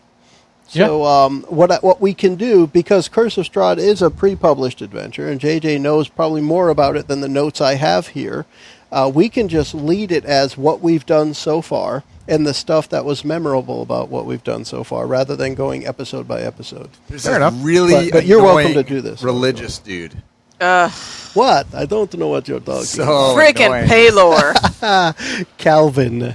I am going to burn all his pamphlets. You're going to burn them with the fires of Paylor, I hope. So you met the distraught mother. I think that was one of the first adventures. Yes. The distraught mother, the moaning Mary or whatever. Oh, gosh, yeah, I remember that now. Wow. That was one of the first things. You find out that her daughter's missing, and that she said it was the Devil Strahd's fault. You then went out searching for... What was it? Well, you found Burgomaster. Well, we started in a nondescript bar in a nondescript tavern in a nondescript city. And True. We got a note. Because there's some... You got to have some way to railroad you into Barovia. Yes. I just like that being the description of where we started, the nondescript description, as it were. Barovia is, I don't know whether it's in D&D terms, is if it's its own plane It's or a what, demi-plane. Yeah. I was going to say, it is separate from our world, right? Yep. So, When you are there, you ain't here. right. And you ain't going back. Nope. So yeah, you guys got in. You've discovered the moaning mother, the zombies. You discovered the zombie house. Oh, yeah, we burned that shit to the ground. You did. We did not negotiate with anyone in the first half of this adventure. We do not negotiate. There Not with was zombies. the Burgomaster's mansion where you picked up Irina, Ivana? Ivana, or Yeah, whatever her Ivanka, name or was. Whatever her name is. Fred. Let's not use Ivanka. That's too Trumpian for me. I don't get it. So then you guys went from there to the gypsy camp as Oh, yeah. The Joe gypsy camp. keeps It wasn't calling them. gypsies. They weren't gypsies. They're not gypsies. Vistani? Bistani. Holy crap! Well done. You I can't remember it when we played. Is your Screw that. Is your butthole sore? Did you pull that one out your butt? I sure did. It was right there next to my head. I hope he lubed first. I like the Vistani. I have a cool image of them, especially because we did it's not a tarot card reading, but what is it? The Taroka? Taroka, And yeah. you know, Taroka card that's reading? the reason I keep saying gypsy, because it's a fortune teller. Right. And Right. I just And keep 'cause thinking you're racist. gypsy. There's that, too, because gypsy is a race. Right. No, but it was cool. We hung out with slur. them, and we did not know if they were good or evil, but they were hospitable, and they hosted us and let us stay in their camp. Yep. Yeah. And then as you guys left, you guys noticed that there were ravens watching you, and And Mickie tried to take a ride on one. Mickey managed to jump and grab one, and it kept her aloft for a Didn't little you roll bit. like And a the raven- 21 on a D20? Pretty much. It And was the Raven awesome. literally looked at her and was like, What the fuck? Yeah, like literally, like what? Yeah. I mean, when you roll a 20, you can do anything you want in D&D. For at least a short period. of But time. come on, Nice. Raven said, "What?" And there was the freaky little head dog that Yes. followed Oh, Calvin I around. keep saying, kill it. You don't have to tell me for sure, but I want to know, is that part of the adventure, or is that you fucking with Calvin? That is part of the adventure and me fucking Okay, with Calvin. it could be both. That's fine. Because it's about as freaky There as are it gets for there are him. creepy relics all over, and I random rolled one, and doll head focuses on a player character. Oh my! next session, here comes the clowns. Here comes the. Oh clowns. God, no! I hate clowns. No, then it was the It'll be one clown head. We've it had was the windmill. You guys I hate went to the clowns. windmill and you Yes. found Yeah, the we hags. killed the hag. The hags. That was a Oh, good they had fight. Save the children too. They had the bones. Yep. They were making the yeah. pies with the children. Yep. The dream desserts or whatever they were. The dream pastries. The dream pastries. All right. See, I can't remember anything when we're playing. It's after I can remember something. Ba, ba, ba. What? And then we spent time looking, going to the church and having to deal with the vampire spawn to get the bones. That was in the beginning, yeah. Yep. That was in the beginning. We kind of glossed over that a little bit. And then eventually we get summoned out to Straw's mansion for dinner. Yeah, that's skipping a lot. That's where we are now. Kirk talked about the first episode and the last episode in the Well, I same mean, sentence. I just remember there's a lot of like Have I told you about Paylor? I don't know what you're talking about. There was Please. you remember trying to go from the lighthouse or the windmill to that city, and you discovered that Revenant, Yes. Oh yeah, the killing Random wolves. walking by. Yep. That was kind of freaky. It had like a silver dragon or Yep, something. silver dragon thing on them. Yep. That'll come into play with a little bit later here when you go to get your next artifact. Right. When we have to kill the silver dragon to get it. Yeah, no. Cool. You always want to kill a dragon in Dungeons and Dragons. Oh, then Ideally, kill it in you a guys dungeon. finally made it to the Blue Water Inn and yeah. discovered the Rictavio, which Ricky Martin. Ricky Martin, Yes. He was living the loot loca. living the Loot Loca. Yeah. You guys spent some time there in that little town. I got the Jamaican going. Hey, Mon. You Living want to la have a vida flagon of loca. dragon with me? Yes, yeah, that was the show smart. title right there, Flagon of the Dragon. And there was a couple Aye. storylines in there. The missing bones. Also, what's her name's two sons were in the bar, and we didn't know about it till after, right? The The lady whose house Yeah. we went to eat, her Yeah. two sons were in the bar, Yep, but we didn't know that's who it was until I after. specifically said that there were two kids running around, and then the woman behind the bar calls out their names and tells them to stop horsing. Yep. And then at some point we had to deal with bones in a wardrobe. Is that what you're talking about? When remember they were upstairs and the windows were- that was when you went to Henrik the Coffin Maker. Yeah, that's why I turned Yes. into a flower. Motherfucking flowers, wife. Just throw me at the fuck out. When Mickey's character walks up and knocks and he says, "We're closed," she says, "Fuck you, I'm kicking your door in." You're not closed for me, motherfucker. And it was the second kick. So the first one probably just rattled the whole. Yeah, I The think there whole was a strength house. check. She rolled a 3, and Yeah. the next one was like a 19. Yeah. I'm gonna use the other boot. Right. Yeah. First one was isn't my left door. leg. Yeah, this wasn't my door kicking boot. I got a The first one was my shit kicking boot. I'm sorry. Yes. So the thing about Strahd is, so we do all this stuff, and then we get there. I have no idea, like, how far we are in the adventure. Like, is Dinner with Strahd the culmination, or is this just like we're a quarter of the way through? Dinner with Strahd, as far as the adventure is concerned, is where Strahd has actually taken notice of you. He's going to be playing a much more active role and hindering your progress from here on out. And we had dinner before Fantastic. we went down to the crypts, right? Yes. 'Cause we went Yeah. to the crypts, and we got some sweet magic items and read a whole bunch of basically tombstones. Yep. Yeah. Yeah. There was some Yep. cool things in there. Yeah. And the thing we don't know about Strahd yet, like, is he beatable? Like, can we kill him? Do we need to? Like, we don't know anything about his deal yet. Right. Exactly. Is he a god? Is he a plane master? He owns this joint. He's gonna be worm Yep. food. You guys will be. And I know this episode won't be out in time, but Oh. I can say to you guys right now, you'll discover that he is definitely a force of nature to be reckoned with, Ouch. and that's going to start coming out.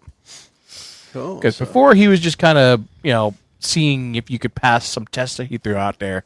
Now he's going to be actively working against you. Well, some of that story should play out by the end of 2016, at least. I would imagine, yes. Yeah. Are we talking That's about cool. the Halloween episode on this one or no? I would like to talk about that a little bit. Yeah. What do we want to cover? Anything else on Strahd so far? No, I think. Well, listeners- so can Well, I we had ask- can I ask we had you our today? two guests. We had two guests. We had Josh and Ellie join us. Yeah. They played some werewolves, and they helped us in the caverns, that's yeah. right. or the tombs underneath. Yeah, they were fun. It was good to have. I love having guests. And I tried to, as I usually do with our guests, I tried to give them part of the show titles, part of the names. So the episodes they were in were Werewolves. She was kind of bloodthirsty because that was something Calvin said about the assassin. And when we were at Strahd's buffet and he saw a lot of that beef jerky or whatever, deer jerky, whatever it was, Josh had said, I'm totally bagging some of that jerky. So that was Right. another show title. JJ, as Yes, sir. DM, what? How do you feel about running a published adventure versus like Alaman, which was Joe kind of freewheeling? With the published adventure, like I almost feel guilty if I skip something or you guys don't get to it, and it almost feels like there's times where it's like there's this really, really cool nugget of information, and the book says they have to do this to get it. But Yeah. I mean, it's so cool. Like the Staff of Power.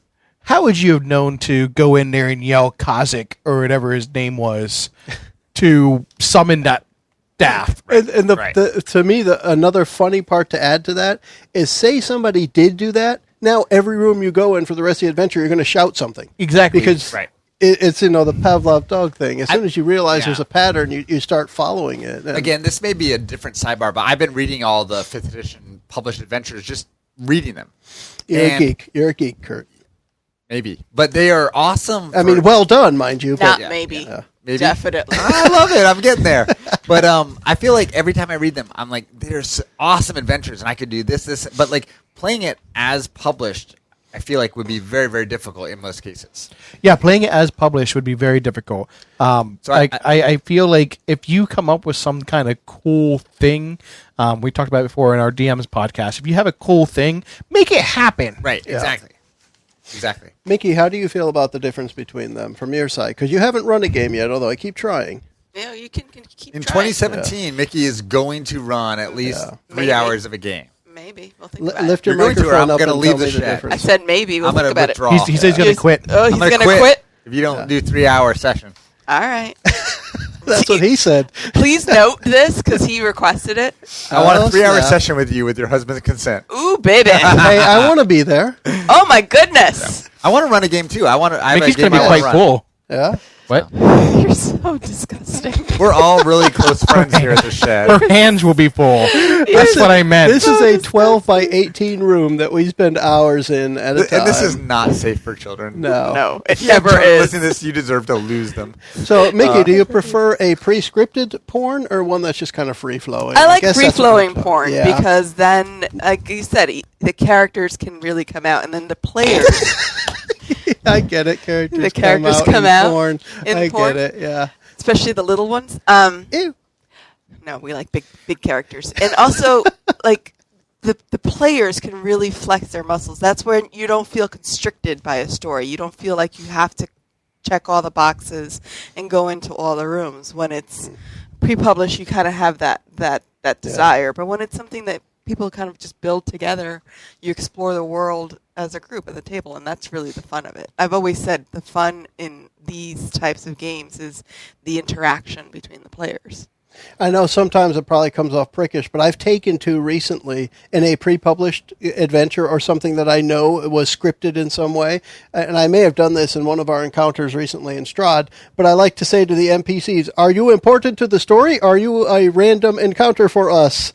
Because I want to talk to them if they're important to the story. Exactly. If it's a random encounter, just kill it and move on. And I've started doing that in games I'm playing in, and I don't know that everyone appreciates it, but it certainly helps me when I establish right at the beginning if this is important or not, and then treat it And appropriately. I feel like we're getting a little bit of the same situation that we had in Alamond, where Kurt's approaching this point where he's a little bit bored with the character, and like I still need you to come out of the shell a little bit, man. Yeah, Kurt I've needs never to got talk my more. character going on this one. I've got Yeah. to.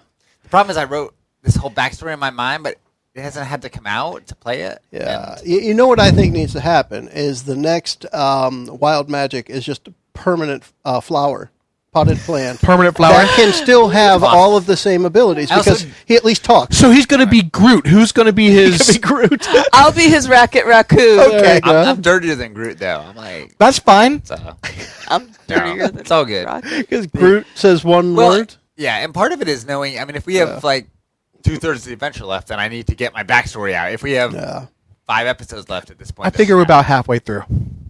Get your backstory. And out. I think by numbers, we're about halfway through where we ought to be anyway, because we expect somewhere between 25 and 30 episodes, and we are currently on 12. Yep. So yeah.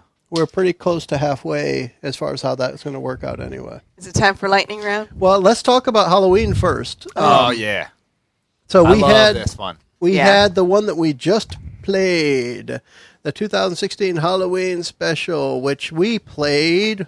So can I say? I don't know what. Yes, you can say whatever you want, but I So don't know what I'm Joe approving. wanted to do Trail of Cthulhu. Ah, okay, yeah. which is a new game to all of us from Pell Game Press. And he's asked me to help him somehow, and I said sure.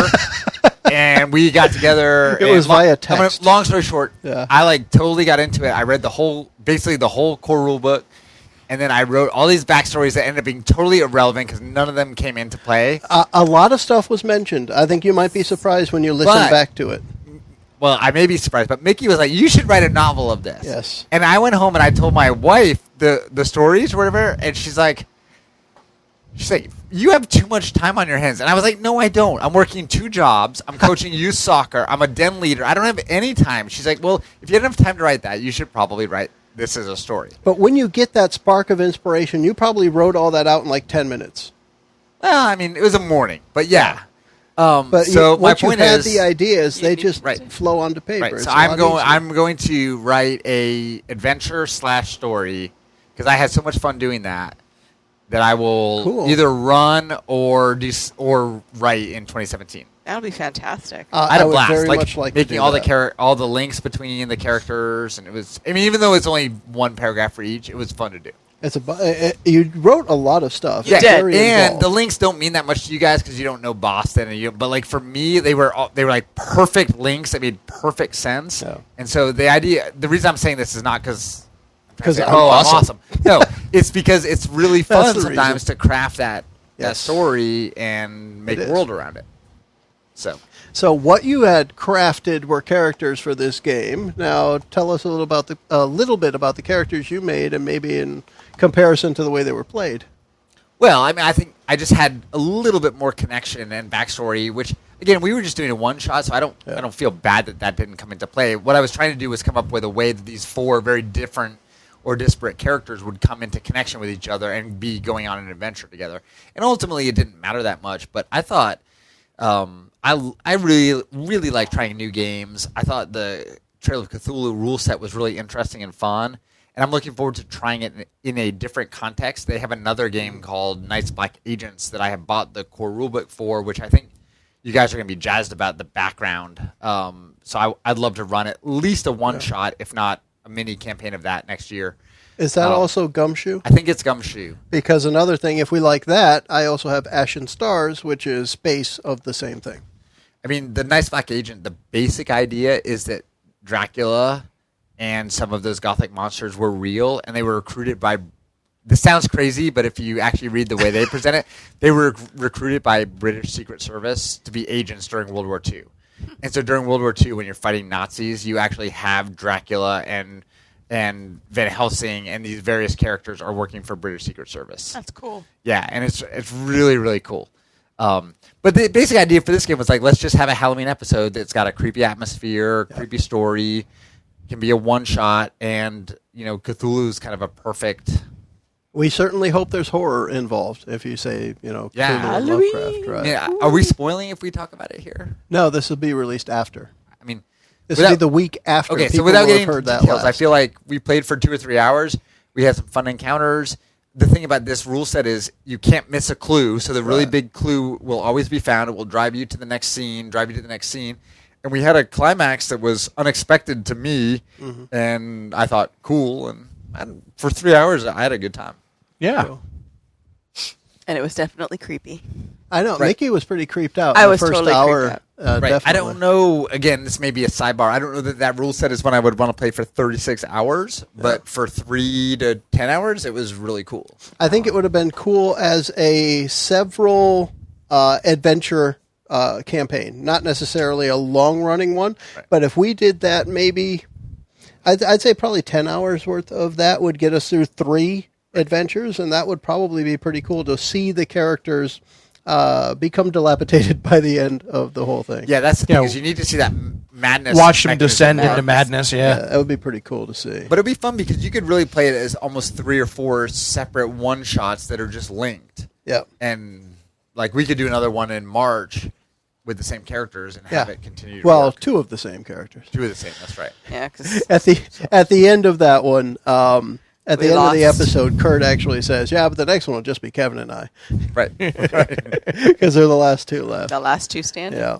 And just like I did, well, not just like, but similar to what I did in the 2015 Halloween one, I did some post-production, added some music and sound effects to it, so I hope you enjoy that.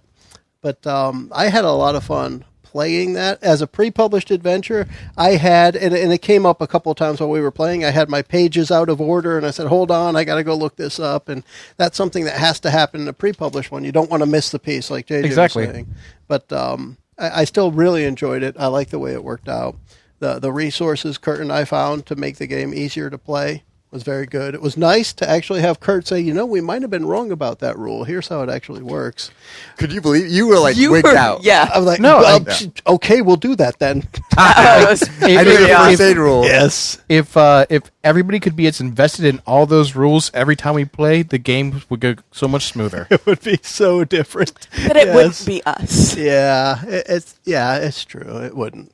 But people would listen to this I'm and getting say, better. people would listen and say, we just listened to 2 years of these fucktards Right, going crazy. And now how did they get all this in order? Anyone who listens to us at this point loves us. But Yeah. reading all these 5th edition adventures, I'm getting the rules. Yeah. I mean, by like year 4, I should be good.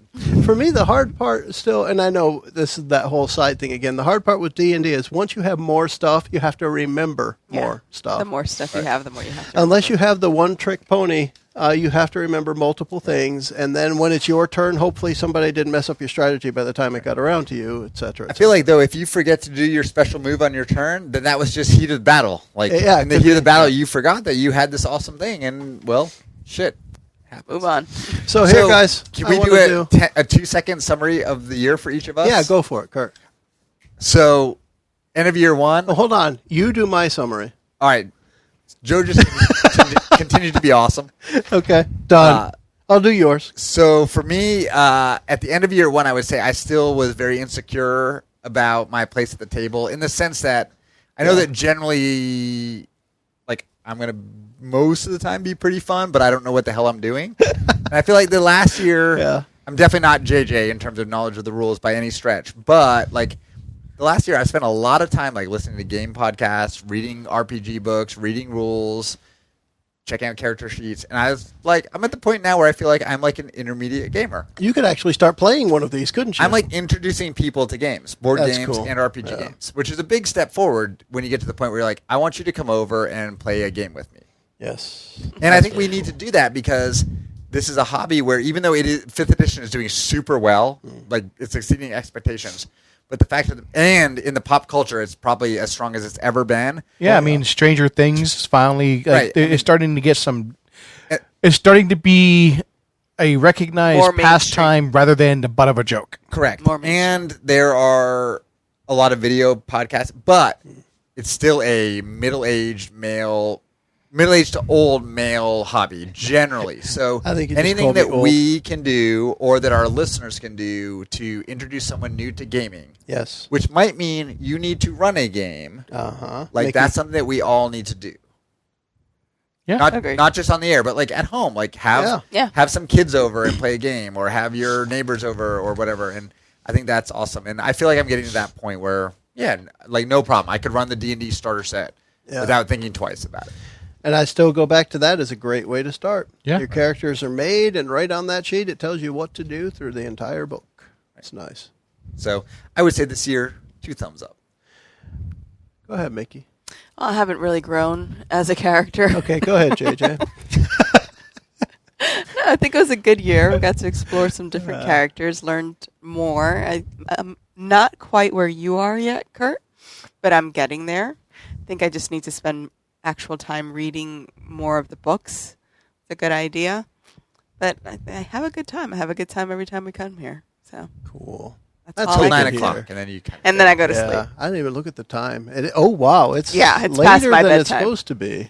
For me, I'm discovering with running Strahd for the last 12 episodes. I feel like there was a point in my life where all I wanted to do was DM, but after having experienced Joe DMing for quite some time for us and some other things, I don't mind the characters when I'm playing a character when I'm in a group I'm comfortable with.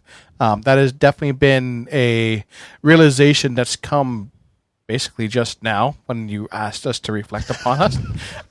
Kurt, you've got JJ reflecting. Nice. But yeah, no, it's been nice, and I also think that I thought I was a D&D fanboy through and through, but I liked Tavern Tales. I liked Adara. I liked Trail of Cthulhu. Like, I've liked all these other games, so maybe D&D isn't the end-all be-all for role-playing. So I would like to continue our exploration of different game sets, and I do want to let you guys know that I have been reading the Dresden Files and the Strands of Fate system, and I will be bringing that up as an option to play sometime soon. Yeah. I do want to play that, and we came close to playing Dresden Files. It's a very involved character process. The and, magic piece threw me for a loop. I was like, oh my gosh. It's going to need to be, everyone's going to have to be invested in it if they want to play it. Because I like the atmosphere of the game system and the world, the Dresden verse. But when we started with that, I was looking at it saying, we could play this. Then I was reading it and saying, holy crap, we can't play this. Yeah, that's the way I am with Shadowrun. Like, I really want to play the Shadowrun world, and then I look at the 5th edition or whatever rule set, and I'm like, man, I got 2 kids and 2 jobs. Like, We played, that reminds me, I think it was even this year, although I don't think we recorded it. We played the Shadowrun box set, which essentially, if you walk in and toss a grenade, it's done. That was it. I think Kevin may have been there. Yeah.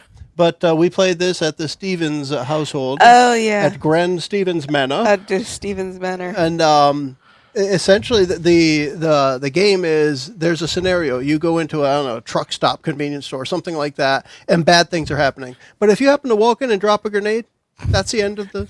That's the end of the whole campaign. yeah, I remember you said it was awful. And I What was the like, crap was that? That was worse than the grenade in the Star Wars Yeah, game. didn't we do that? there are people that love Shadowrun, but it's. I mean, I've heard it's more complicated than Pathfinder or 3.5. So It is. It's got a lot of stuff in I there. do think generally we enjoy playing new games and trying new systems. And we should, by the end of next year, we should have probably played something in Fate or Fiasco, That'd and be we should have cool, played yeah. Dresden, and we probably should try another attempt at Star Wars, because even though the starter set sucked, I've heard The awesome dice are things. freaking awesome. We've all I got the love dice, and I've heard awesome Yes. things about the actual game. And I think for that, it was just a poorly written starter adventure. Yeah. And we can get around that. But And we need to make Mickie do an adventure Yep. yes, Mickie will do something without at her some point. consent. Oh, the pressure. Her and I, excuse me, her and I were pretty close to having We something were together. close. And Then stuff happened. yeah, then Life happened. Well, and I jobs definitely and- want to finish Strahd, and I mean, my character's not been super engaged, which is my fault. But I mean, I love the adventure. I want to finish it out. I like having JJ run it. It's cool. So for me, half of the year being GM, half of the year being a player. I love being a player. I still, myself, I prefer to be a GM for the game, but I love just doing stuff with the characters, and I get more into the character when I'm just a player. I don't mean that derogatory. I only have one to focus on, and I can do everything I want with that one character, and that's more fun to me. I like doing the voices and the mannerisms and such. And when I know it's an NPC that doesn't have a long life to live, I don't do it. And I feel like it's lacking a little. And then when I go to play a character, the boastful art, remember Saunders? No, I would absolutely love Joe for if we were to get maybe fill these other 2 seats and then do another co-DM thing. Yeah. For Well, maybe I wonder if we could do 6. Oh, speaking of which, Oh, snap. Yes. 2 full years and lots of mocking me. Huh? I think my wife might come play something with us if we ask really nicely for the right adventure. I think if I asked her with my mellifluous voice. She has she'd mind. never played an RPG in her life, and she does not have a geek bone in her other than her love of Buffy. But I was And talking yours with her the occasionally. other night, And yours occasionally. and she implied that under the right conditions, she would not be opposed to a little short play session at the shed. All right. I think we should pursue that. I agree. So I want to end this one with what I'm calling the lightning round. I have 2 6-sided dice here. On these 6-sided dice are character names for 12 characters that have shown up in the last year. Each person is going to pick a die and roll it, and you have to bring up one memory about that character. Oh, this is and gonna we're be going to go embarrassing. around This is a gonna be couple. very We're embarrassing. going to go around a couple of times, and then we're going to end it. Okay. So, who wants to go first? I'll go first since I'm closest. We'll pick one. Don't roll two, because Pick one. that's two characters. Truk. Oh, that's easy. We just talked about it. We did. I'll see if I can think of something that's not Here, Kurt, part you're of going to the roll whole the thing. white one. You pick whatever one. Oh, what are you Lord. saying about him, Mickey? Nothing. JJ is wearing green headphones. Yeah, no, I remember, like, the thing I remember most is the elemental mastery just not ever really working out. Whether it was burying me in an avalanche or in a crevasse, or throwing the wagon at Michaela, or like whatever it was. Or I think you even tried to do something one time where you tried to converse with the fire elemental and went. Like, it just never, ever worked for you. It was awesome. I was so That's psyched true. to have druid skills, and they never worked. So I just rolled, and I got Calamite, so I'm going right back Nice. to JJ. I mean, the main thing I remember is just having that bond once we moved to the Dungeon World rule set of I will convert him to see the world the way I do, and just never didn't getting work there. out. Yeah, just he was strong and proud, but ultimately, I don't want to say selfish, because his character didn't seem selfish. But I guess if you look at it objectively, like, he was. So, What'd you get? I rolled Havoc. Havoc? Who is red shirt Kevin. Yeah. I do remember that he was kind of suave. That's He one was thing I remember. flamboyant and suave. He and was suave a and married flamboyant, ladies' man. very much a married ladies' man. Yes. That's what I remember. That was like his line. He would walk up and say, "Are you married? You are. Come here, little." Yes. Oh, you're not? Well, forget Well, it. forget it. If you're not married, I'm not interested. That's what I forgot remember. about that, but that's right. Yeah. All right, my turn. I'm going to throw the die right off the table. I don't want to do Calamity again, says he.